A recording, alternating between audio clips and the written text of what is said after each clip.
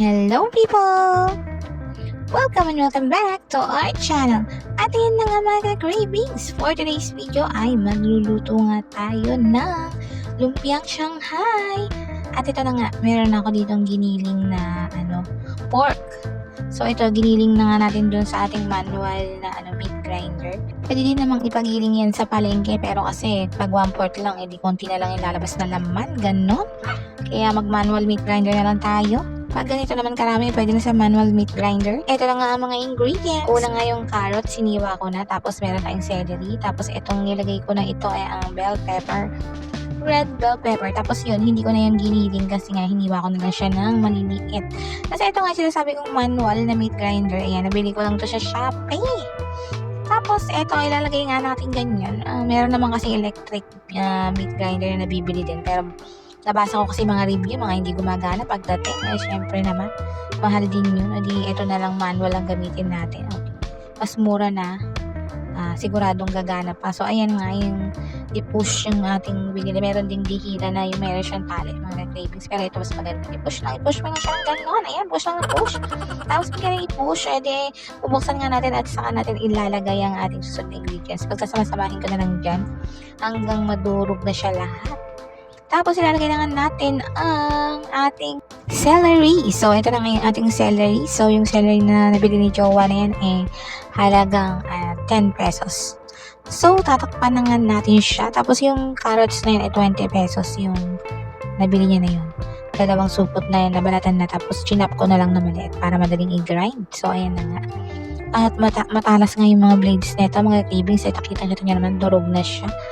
So, tatakpan nga natin ulit, set aside dahil hihiwain ko ay sibuyas. Nakalimutan ko mga cravings. So, ngayon nahuli tuloy yung sibuyas. Pinalatan pa natin. So, itong dalawang sibuyas na to ay 5 pesos. Ayan, iwan lang siya ng ganyang kaliit. O, diba?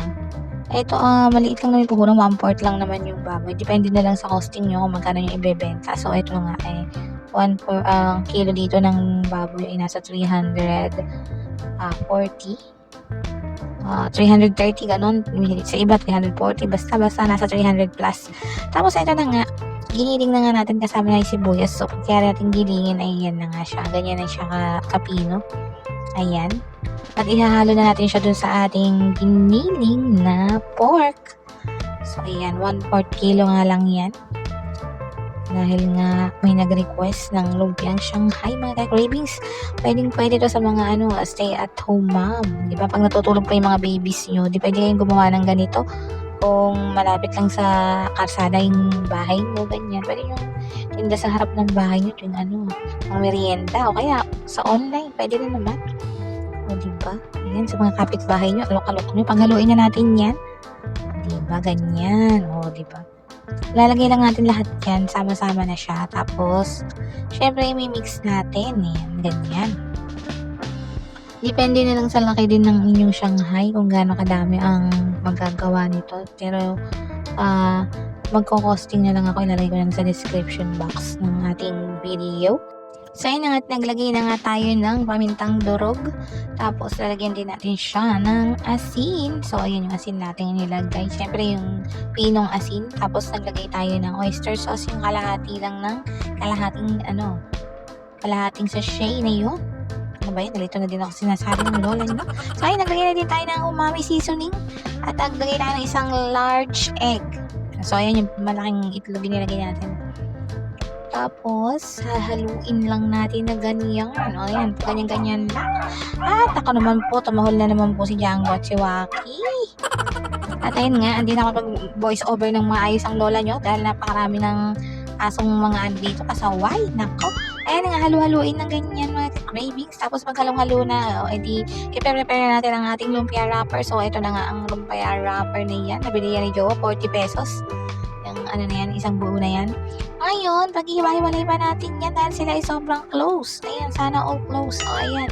Paghihiwa-hiwalayin natin ganyan. O, diba? Yung mga magkakahiwalay, pinagsasama. Tapos yung magkakasama, paghihiwa-hiwalay. Ganon, ang gulo ng mundo.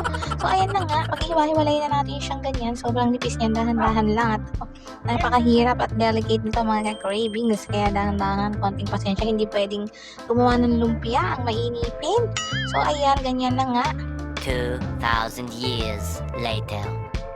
At ayan ang nangyari na nga sa wakas ng panahon mga cravings. O, eto na nga ang ating lumpia wrapper. At ngayon magra-wrap na nga tayo. Magra-roll na tayong ganyan. So, ayan. Isang kutsara ang nilalagay ko sa bawat isang lumpia wrapper. So, ayan. Ganyan. Nagdagdag din naman ako konti. Pag nakita ang konti, hindi naman buong kutsara yung nalagyan. So, ayan. Siyempre, yung customer natin, gusto niya yung quantity. Hindi no, quality over quantity. Ganun ang gusto ng umorder nito mga cravings. Kaya hindi ko tinitipid talaga, ganyan. So, kapag ibang titingin nyo naman siya mga cravings, pwede namang ontian nyo, damihan nyo ng carrots, gano'n. Pero wag naman yung lugi yung bibili. Yung hindi kayo lugi, tapos hindi rin lugi yung makakabili sa inyo. Gano'n, fair lang ba? Yung kumita lang tayo ng sapat ay maayos na yung mga cravings. Huwag na tayo naghahangad ng sobrang laki, gano'n. Kontento kung ano ang meron. So, ayan na nga, ilalagay na nga natin ganyan. At hindi ko na dinikit yung iba kasi nga medyo basa yung mixture natin, Kaya, lumidikit na rin kusa yung lumpia wrapper. Siya na yung nag-adjust. So, ayan na nga. Ilalagay natin ganyan. 1 tablespoon bawat isa. Tapos, i-roll natin ganyan. O, di ba nakikita nyo, medyo basa na siya. Kaya yung ibang, hindi ko na siya dinidikit kasi basa na din. Kusa na siyang dumidikit. Sana naintindihan yung ibig ko sabihin, mga ka-cravings. So, ayan na nga. Pag-roll natin na ganyan at pagdaldal ng lola nyo, madali na naman itong itinda. Dahil masarap. So, ayan na nga mga ka-cravings. Ito na po ang ating nagawa. Bali, nakaano tayo dito? 46 pieces. 46 pieces yung nagawa natin. Tapos, ayun, meron nagprito nga si Jowa ng chicharong bulaklak. Ayun. Tapos, may katero na siyang pineapple juice. Kinontra na agad. Pagpa-high blood, kinontra na agad ng pineapple. Pwede nyo siyang ibenta ng ganito. Lalagay nyo sa isang tub. Plastic container na ganyan na hilaw pa. Pwede itong i-freezer, ganyan.